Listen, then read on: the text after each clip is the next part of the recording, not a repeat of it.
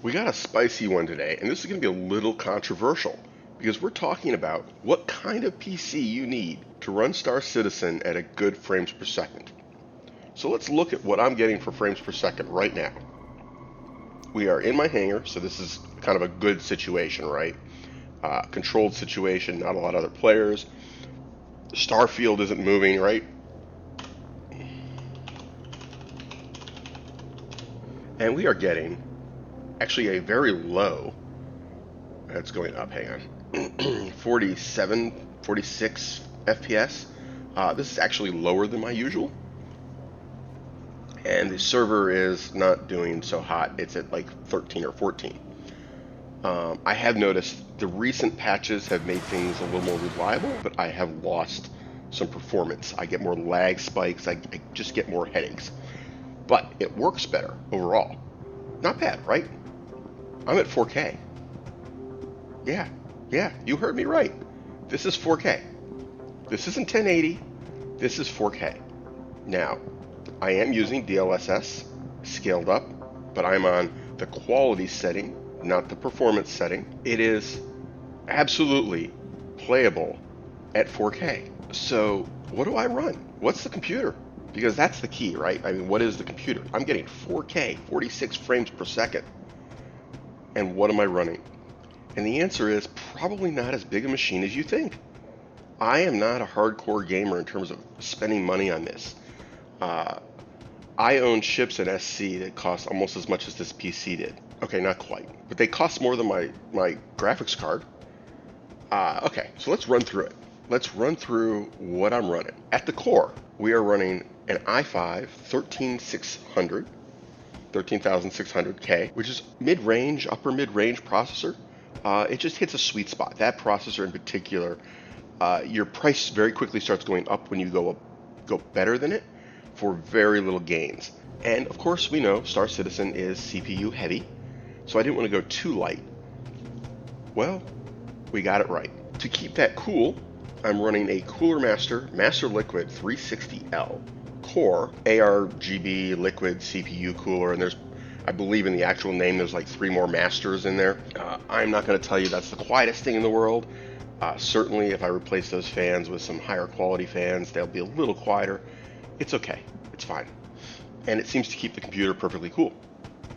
In fact, I can probably tweak my fan settings a little further and not have them ramp up as fast and be fine. The motherboard, MSI Pro B760P, the Wi-Fi version, DDR4. I'm not running DDR5, and the reason is simple. I was saving money.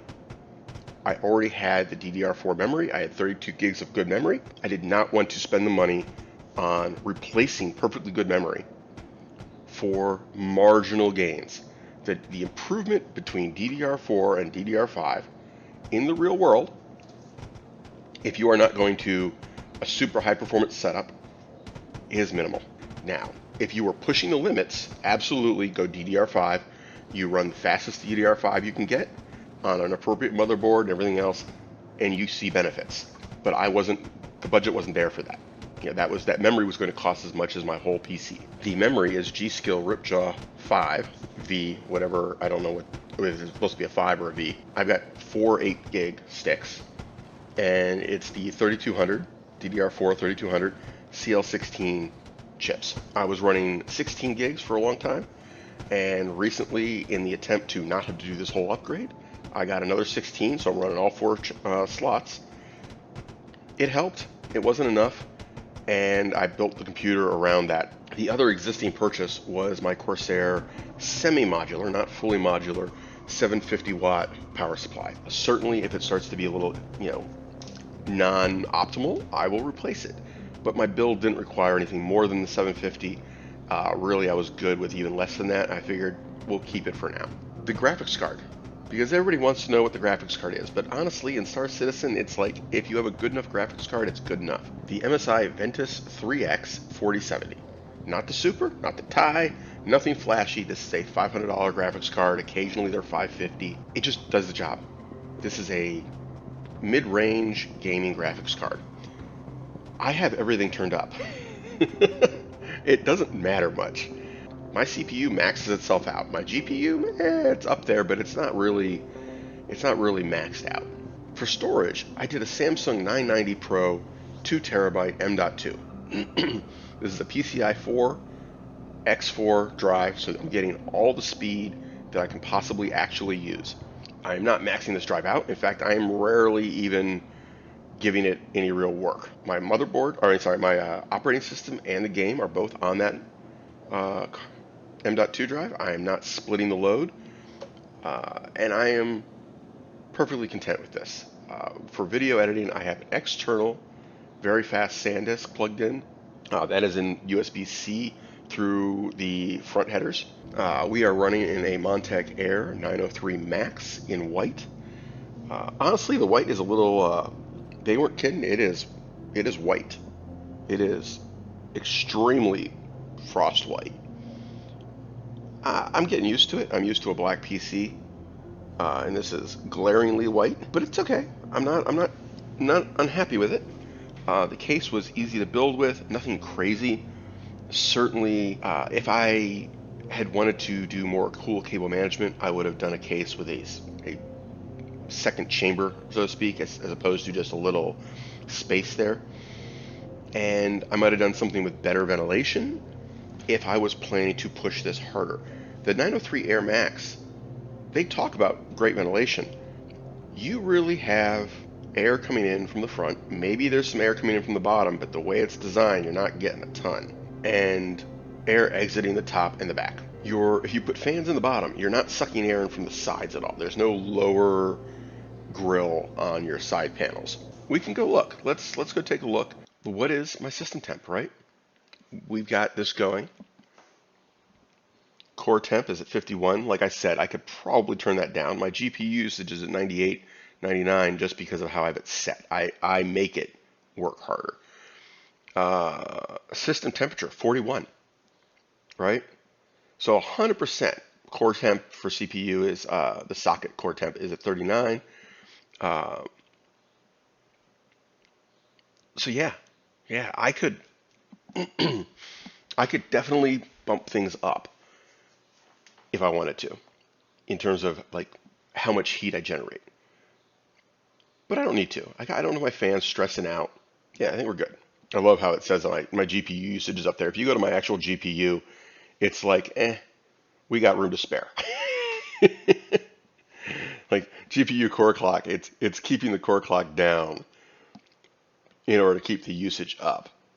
Whereas my CPU is bouncing all over the place, and the temp is up. That is where we're at. 46 frames per second, ladies and gentlemen. On really, according to PC Parts Picker, 1300, 1350. Not super powerful, nothing crazy. This is not a $2,500 PC, and it's still running Star Citizen just fine. I'm pretty sure this won't take long. Because we're in a Connie, and VLRT is probably in like a Mustang.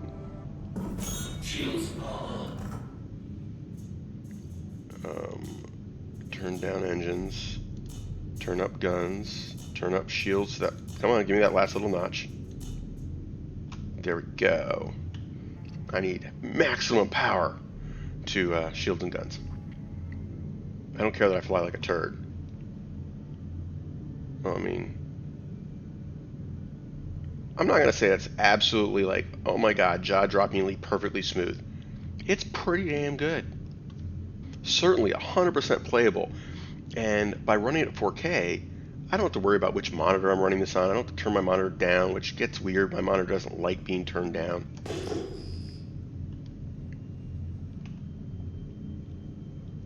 Where is my bad guy?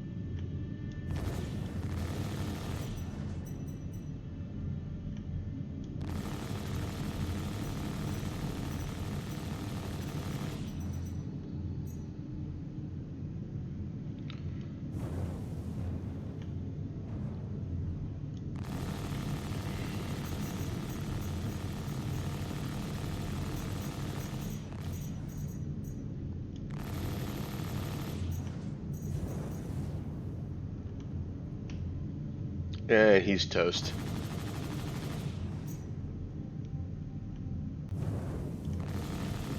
Oh, no, he managed to not nosedive into the ground.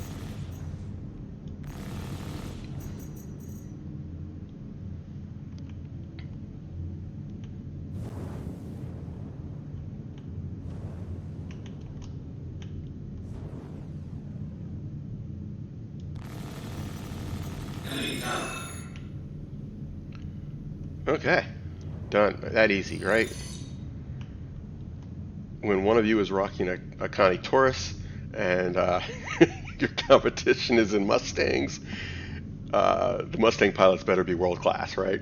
And I will see you in the next one, ladies and gentlemen, because otherwise I am going to be late running my errands. I would like to get them done before noon.